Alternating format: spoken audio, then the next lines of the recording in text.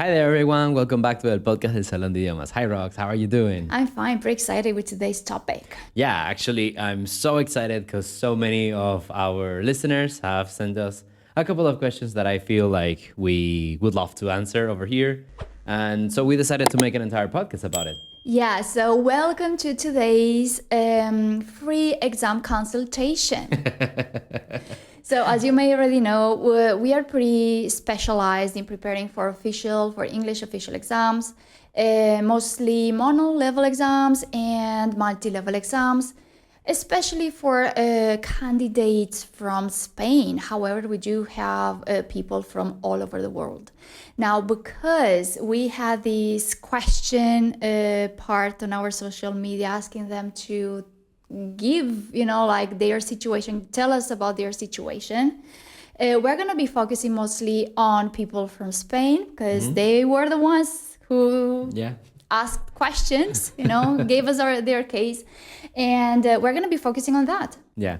By the way, a small fun fact. We have a listener. It's one listener in Japan. Oh, really? Yeah. So you can look at the... So kudos to him. I mean, if you're listening to us in this specific episode... Yeah, and you can tell us about everything. We'd love to hear about you. It's so interesting.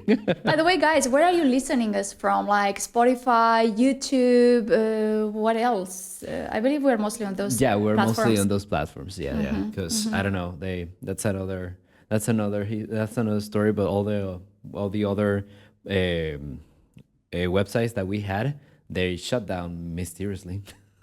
Yeah. I saw that. It's like your account was, but then I went to the website. It was over. Yeah, the entire website is over. So I wonder what Spotify and YouTube are doing in some cases that it's just them, the ones prevailing over the rest of the platforms. Yeah, I'm sorry for those who were listening to us on those platforms. I guess it's business, baby. That's it. Yeah, we have to keep up with that. So let's go with it. Okay, so today's going to be pretty fun. Now, just before we start getting deep into it, you need to know, or perhaps already know, that there are two kinds of exams. We have the mono-level exams, which focus mostly on a specific level. So you already know what level you need to certify. So you prepare for a specific certificate, you go sit the exam, and you're given or not that specific level. Usually, if you don't reach the level you're supposed to be reaching that specific exam, you will not be given a certificate, or you're told that you may have a lower level, however, it's not certified, right? So we're talking about exams like the typical Cambridge exam, even Trinity, ISC traditional, and I'm saying traditional because there are some other things now coming out with Trinity, or this new on-the-ball exam, language cert, just to name a few. Or if you need Spain, you have the EOE, like the exam from Escuelas Oficiales de Idiomas, again, which is a mono-level exam. Now, on the other hand, you have the multi-level. So we have multi-levels, like, it was back in the day extremely popular. We had APTIS, where you can have the general one, where it goes from A1 to even a C, C1, something like that. Yeah. And then you have the advanced, which is only C1 and C2. APTIS advanced, right? APTIS advanced, yes. Where there is also a language cert test that is also in the general level. However, unfortunately, it's not being that recognized in Spanish institutions yet. We also have the Oxford that is also taking a huge popularity among our students. Actually, it's extremely useful, especially for those who are in university. Yeah, and let's not gloss over the traditional ones. You always have IELTS, you have TOEFL, or you have TOEIC, which may ring a bell more than these others. It depends on your profile. However, with one single particularity, and these old, however widely recognized exams like IELTS and TOEFL and TOEIC, they have like an expiration date, right? So it's like a 2-year validity, and once those 2 years pass, you'll have to sit the exam again if you need a certificate again. Now, I do want to tell something that is very important for the listeners, is that You should bear in mind that even though that these exams that we're mentioning, like APTIS or language cert, do not have an expiring date, perhaps even though technically they don't have an expiring date, perhaps for the company or for the position that you're trying to apply or that you're using the certificate for, they'll tell you, okay, yeah, but I need your certificate to be a year old. So in the end, it beats a little bit the purpose. So you have to be careful about that too. It depends on that specific institution that a certificate is aimed at, right? So, well, usually I believe it's like 5 years. Yeah. You know, I mean, if it's within 5 years of you having done the exam and having the certificate, would work perfectly. However, once it's older, most likely you will have to hand in a different certificate. Like for instance, we had cases of people who did and had the advanced C1 with Cambridge, but that was like 8 years ago, and it would not be accepted again in the specific institution they have to present it. Now, you were mentioning, so I kind of focused a bit on the mono level, you were focusing on the multi-level. Now, among these, like really on-the-ball multi-level exams, there's a new one coming. Yes. I mean, it's already out for some weeks now. Or perhaps I shouldn't say that, it depends on when this specific episode is going to be aired. And when you listen to it. And when you listen to it. However, we do have like really nice exam, which is Trinity ISC Digital. Yeah, and I have to say, I'm so excited about it. I think that I love the entire concept of the ISE Digital. It's so great. We have an entire podcast dedicated to explaining how, overall, how the ISE Trinity is over. So you should check that out and come back here. No. Yeah, and there are more episodes to come on Trinity ISE Digital. And because 2025 is the year where this exam has been released, and it's still a new thing for us by the time we are recording this episode. However, it seems really promising. It looks pretty promising. And it's funny though, because if you think of it, everything started with mono level exams. Yeah, absolutely. Yeah, but as I don't know, there's this new trend where all these institutions think that perhaps, I don't know, I cannot get it in their minds. My supposition is that they are thinking that it's not really fair that you took an entire test and you leave empty-handed if you don't pass it. So perhaps now this new approach of, well, you can always get a certificate and you will always know what your level is. And in the peculiar case of ISE Digital, you have the fact that you have a report where you have all the feedback of all your strengths and weaknesses. Yeah, indeed. So I believe that in general, it seems as, these traditional institutions, right? So Cambridge has the typical Cambridge exams, all of you know about. Mm-hmm. Now, they created LinguaSkill some years ago. So LinguaSkill is a product by Cambridge. It is the multi-level test that Cambridge has. Then British Council came up with, if I'm not mistaken, I think it's British Council, they came up with APTIS, right? Oxford wanted to jump on the bandwagon and they released as well their Oxford, firstly, Oxford test of English exam, the general part going to until the B2. And some years later, they came out with Oxford test, advanced Oxford test exam. So the Oxford exam, advanced part, which focuses mostly on C1, B2, C1. So if you're thinking, and now Trinity, right? Yeah. So Trinity again, so you have Trinity ISC, the paper-based exam, and out of the students, like, no, we're gonna come up as well with our own digital version, which, mind you, is not entirely the same as the paper-based version. It's a completely different exam. So it's a multi-level exam, yeah. It is structured differently. It resembles, up to a point, it does resemble, the previous exercises. However, and the positive part, it is that it shares the same recognition. Thank God. Yeah. However, it works a bit differently. Yet, we do invite you to listen to our episodes on ISE Digital. Yeah. And that's something that I wanted to bring as well, that even though that we have all these new versions that are multi-level and in many cases also online, I don't know, there's something that still tells you, okay, this is Cambridge. Like for you, when you take LinguaSkill, you know that this is Cambridge, or when you're taking the ISE Digital, you know that this is Trinity. So perhaps if you are, I don't know, Team Cambridge or Team Trinity or Team Language or Team Aptis, you can still get like the feeling or like perhaps like the philosophy that they have behind their test. So if it really resonates with you, you can still follow this digital version and you're gonna probably feel like home. Yeah, for sure. And speaking of which, speaking from home, another aspect that has improved with official exams in general is the fact that for the past years, they've been coming up with these versions of doing them online with online proctoring. That was perfectly phased in. Oh my God. I mean, it looks as if they already knew the pandemic was coming, honestly, because by the time the pandemic came, so in 2020, you already had a couple of exams who were delivered online. Yeah. And actually, that was the boost for many of them. Yeah. One of them being language cert. There are still people who haven't heard of language cert, and it's completely normal. You know, it's not like Cambridge being on the market for years, or even Trinity. Oxford is not that old. However, you have the University of Oxford. So, of course, you've heard of Oxford, even though you have not heard of their exams. Yet, language cert came here to stay with the pandemic because they already had a version of online proctoring, right? So you could do the exam from the comfort of your house without, no one breathing, breathing on you and being, within the safe space and area.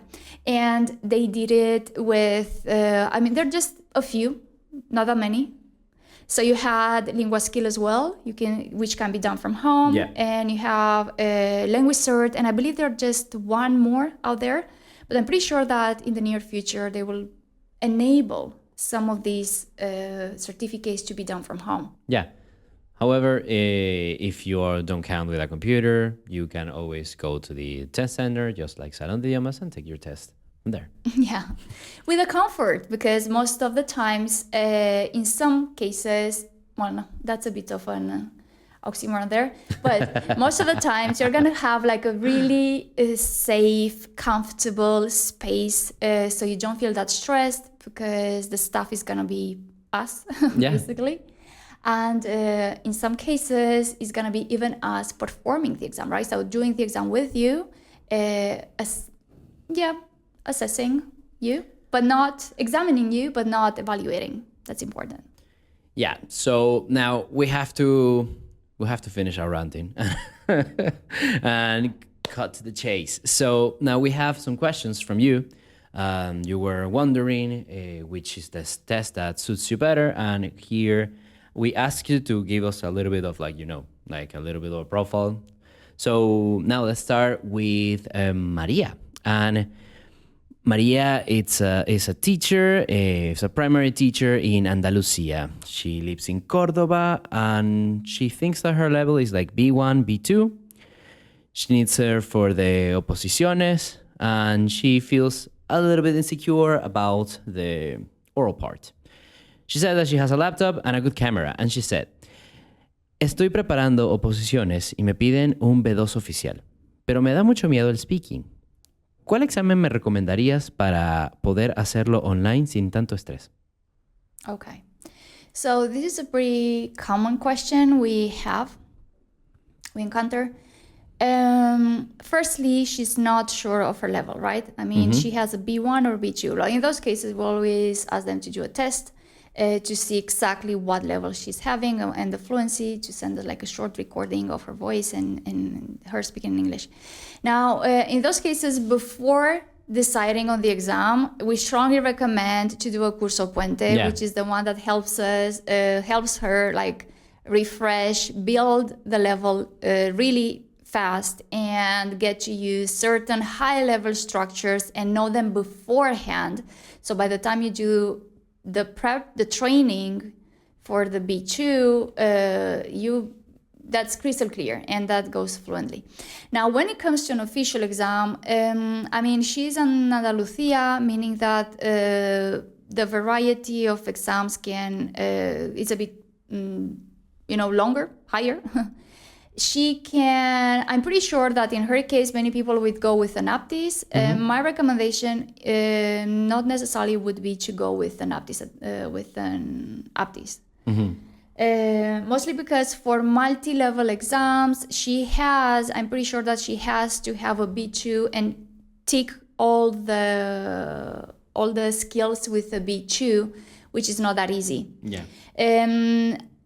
Depending on the test level and the results, I would see whether to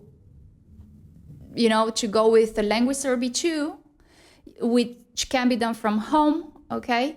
Because she says she has a laptop, and what else? What's her case? Well, she has a laptop, and I think that that's the best option, since she also mentions that she's very shy when it comes to the oral part, like with the speaking. Yeah. So we would think immediately, okay, just take a test like Aptis, where you don't have an interlocutor. You just talk to the computer, and that's pretty much it. Nevertheless, you're taking the test from home. Well, this person is not going to be in front of you, so I guess that is going to be less intimidating.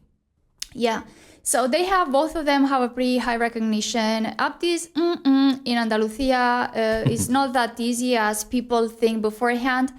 I would go with language cert because the B2 with language cert is not that easy, honestly. It's not that easy. Then if you do it from home, and if you do it online, you're going to be having a person, like a real person talking to you, on the screen, but talking to you. So what happens if you're really nervous is that they will give you time. It's like, okay, no worries. Take your time and we can start the exam whenever you want. And if you feel nervous throughout the exam, that person will guide you, will calm you down, and that doesn't affect your final score. So that's one of the perks, the bonuses of having a human who you're talking to. Then you also have, I'm just giving the alternatives people may come up with. So you have Aptis, that's in a test center. Everyone will be doing the speaking at the same time. Yeah. So you may have to speak louder than the other candidates so you can hear your own voice, because otherwise the sound is pretty hard, in the background. And then you also have the lingua skill if you want to do it from home. But mind you, that's 100% corrected by artificial intelligence, meaning the speaking will be corrected by that. So perhaps the standards are a bit higher with speaking. And just as a side note, we have many people who didn't get the specific score with the lingua skill precisely because of that. So they come here and they want, more counseling. So we might divert to a different part. Sorry, what else? Okay, no, that's great. I think that most of these insights that you have given are also useful for many of the questions that I have seen over here. For instance, we are going to continue with Laura, and she's a student from Comunidad Valenciana, and she's in the Erasmus program. So she thinks that she has a B2, okay? Like she thinks that she has a B2, and she needs a certificate for university, to do the Erasmus. So she's actually very outgoing, so she doesn't feel uncomfortable speaking with an examiner, for instance. She says she has a computer and a good connection. And her message is this. Mi universidad me pide un B2 para ir de Erasmus. ¿Es mejor hacer Language Cert o Cambridge si lo necesito en menos de un mes? Okay, easy answer. Language Cert, but it doesn't matter whether she has a laptop or not. She will have to do it in a test center. So because she's a university student, it has to be in person. Okay. Here you have other options. You can also go with Trinity ISC Digital, or you can go with Oxford. The sole difference between Language Cert and those two that I've mentioned is that Language Cert is mono-level, whereas the other ones are multi-level. Okay, yeah, and just as you mentioned, Laura, just keep in mind that if you are thinking that you are very, very social, you don't have a problem with talking, and you said that you have actually a good fluency when it comes to the oral production, so language is not going to be that much of an issue. Just make sure that you, again, be careful with taking a test from home. Unfortunately, your computer is not going to be necessary in this case. Yeah. Now, you may wonder why not Cambridge. Usually when this kind of profiles, like I need a B2 to, either finish my studies, go apply for an Erasmus, you have like a deadline, right? So Cambridge takes longer, both to prepare and to have the results. Yeah. So in those cases, I would not recommend Cambridge. The other three that I mentioned, give you the results in a really short span. Yeah, especially since you're saying that you only have 1 month. So yeah, go for language cert in this case. Yeah. Okay, great. So now our next one on the list is Pedro. He wants to be a police officer here in Madrid. He lives in Alcalá de Henares. He thinks that he has about a B1. Okay, so he wants to prepare for the oposiciones and have an official certificate. He says that he's disciplined. However, he doesn't have that much time. Okay, he says also that he has a computer at home. And he says, estoy estudiando para la oposición a Policía Nacional. ¿Qué título me conviene más para acreditar inglés rápido, sin demasiada preparación escrita? Yeah. So again, it doesn't matter whether he has a computer or not. As far as I recall, but I may be mistaken, I believe for Policía Nacional it has to be done in person, right? Mm-hmm. So you have to be always careful when you read the requirements of the certificate, because there are many institutions that don't accept exams done from home. So in that case, if he's disciplined, he has a level which is pretty... I think it goes along with the level he's required for Policía, which is a B1. He already has a level. It needs fast. I will go with Oxford or Trinity IC Digital. Mm-hmm. You do it in a test center and you have the results in like 4 days. Great, fantastic. So now let's continue with Carlos. He's a teacher in school, and he thinks that he has a C1. He's from Zaragoza.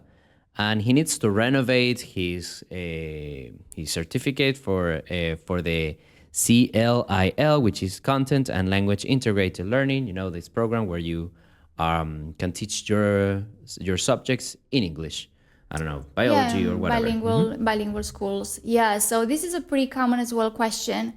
Now, in Aragon, I believe it is accepted. It depends on the community. However, the easiest part would be, again, language cert C1, or if you want to go with a multi-level, Trinity IC Digital. Okay.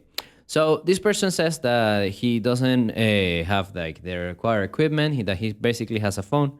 Unfortunately, Carlos, I don't think that there is a test right now that lets you take the test with a phone. No, that's not available. So his question is, para el programa bilingüe de mi centro necesito acreditar C1. ¿Hay diferencia de reconocimiento entre Language Cert y Cambridge para la administración? So, similar question. Well, of course, Cambridge has a really wide recognition. However, for habilitación lingüística and for, basically working in bilingual schools, there's no difference. Language Cert works properly. However, it has to be done in person in an official test center. Okay, great. Fantastic. Okay, so now let's go with Nuria.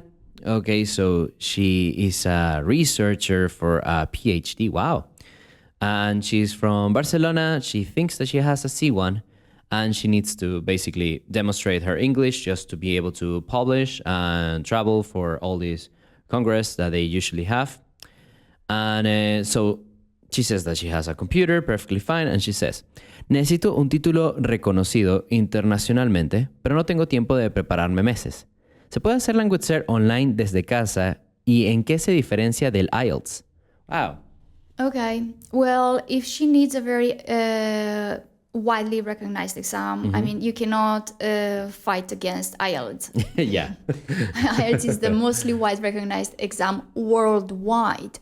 Well, the difference are quite a few. Would you like me to tell them, or would you? Yeah, no, let's go for that. So for instance, I wanted to mention that, Nuria, if you think that you have like a C1 and you feel like actually you can, you have that level, perhaps you don't need that much preparation, what we usually estimate for IELTS.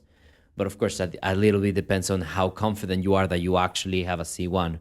I could tell you that if you are capable of holding conversation within your field of expertise, then probably, yes, you're definitely on those lines. And so just become familiar with the structure of IELTS if we're thinking about something that has such a recognition completely worldwide. I'm not really sure where you have to travel, but I'm sure that if you have an IELTS certificate, you are going to be welcomed wherever you go. Just keep in mind that, of course, this certificate is not going to last forever. Actually, IELTS has an expiring date that is crazy close. Yeah, so 2 years, and then you will have to do the exam again if you need a certificate again. So yeah, that's quite a difference. Okay, what else? Okay, so we have another one. So this is Álvaro. He's a student from Professional training. Okay, for tourism. He lives in Murcia. So he says that he has a B1 and he's actually very outgoing when talking. He says that he wants to improve his professional profile and he wants to work abroad. Okay, fantastic. So you have everything that you require, like a computer, headphones, and everything. He says, me gustaría sacarme el B2 para trabajar en hoteles. ¿Qué examen es más práctico y puedo hacerlo sin tener que esperar meses para los resultados? Well, okay, most likely a multi-level, or if you do a mono-level, it would be language cert, for sure, because that you have the results pretty fast.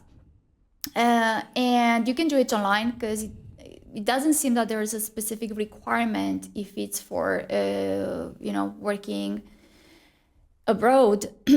However, if you're planning on, if you want to give it a try, I would also go with Oxford or even again Trinity IC Digital. Yeah, just because like you're not saying that you have anything in particular, Alvaro, that you need for like this level. You just need to like have it, I don't know, in your CV, I guess. Well, considering that you say that you are actually quite outgoing, well, perhaps it's gonna be weird for you to take a test on a computer and only talk to a computer. You might prefer to talk to a person. That depends a little bit on you in that case. Nevertheless, in these cases, what Rox's recommendations are perfectly suited for you. Yeah, and if you have a B1 and you're pursuing a B2, again, I would recommend Curso Puente just to make sure that you have enough level. Yeah. Okay, great. So yeah, those are the questions that we had, and I hope that those have been very helpful for you guys. And for those who are listening, perhaps something resonates with your situation, and I hope that it was also helpful for you as well. Yeah, and just remember that not all the exams are perfect. I mean, some of them might be easier than others, however, they may lack the recognition that the difficult ones can have, right? So, I mean, it's hard to find an exam that ticks all the boxes. It is important, though, to thoroughly analyze your specific case, right? Like your profile and what your purposes are, where you need that certificates for. And in those cases, we can assess you better. Yeah. So now what I would love to have from you is like more questions like this. We are thrilled to answer all your questions and help you as much as we can.